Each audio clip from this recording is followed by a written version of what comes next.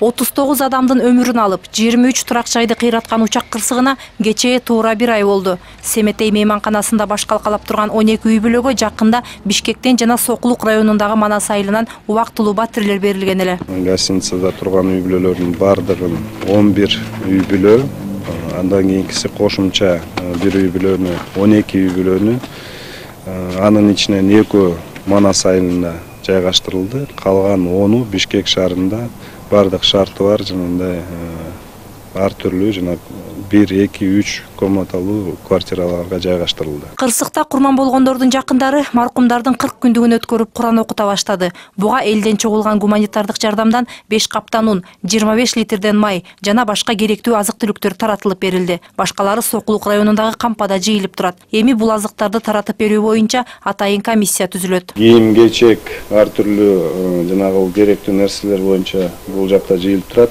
Макарон азыктары боюнча бардык ушу бул дагы 3 тоннага жакын.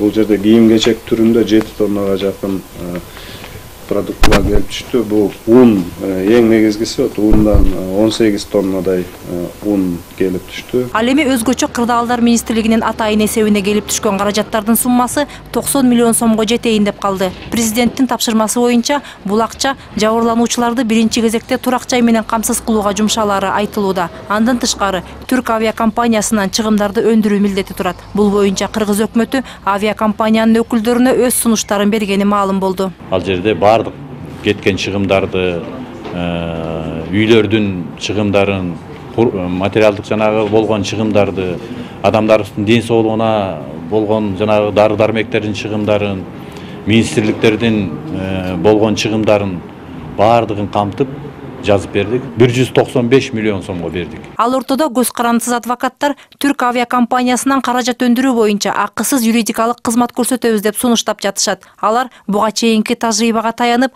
ар бир каза болгон адам үчүн $100 000 кем эмес компенсация төлөп бериши керек деген пикирди айтышууда. Өлүмгө душар болгон адамдын жашы, үй бүлөлүк статусу, кормилец же колунда балары бар беле, жок беле, ошол эмелердин бир канча профессиясын дагы эске алат экен. Канча майына табакка тапкандан бери эске алышат экен. Ошонун баарын эме кошуп келгенде 100 000 тегереги деп айтып атат да, бирок 100 000 кем болбош керек. $100 000 бул жөн гана материалдык ущерб. Андан сырткары дагы моралдык зыян деген бар. На усмотрение суда деп коет, бирок ал 30 000 тегереги деп айтылып атат да. Бирок азырынча бул адвокаттарга жардам сурап кайрылгандар боло элек. Өзгөчө кырдаалдар министрлиги болсо жабырлануучулардын так санын аныктай электигин айтууда. Көпчүлүгү квартирант катары жашап келсе, айрымдарынын турак жайынын документтери тастыкталган эмес. Бул суроолорго жооп табылмайынча аларга турак жай бөлүп берүү маселеси чечилбейт дешет өкмөт мүчөлөрү. Мээрим Ташыбекова, Алтын Каныбек уулу, НТС.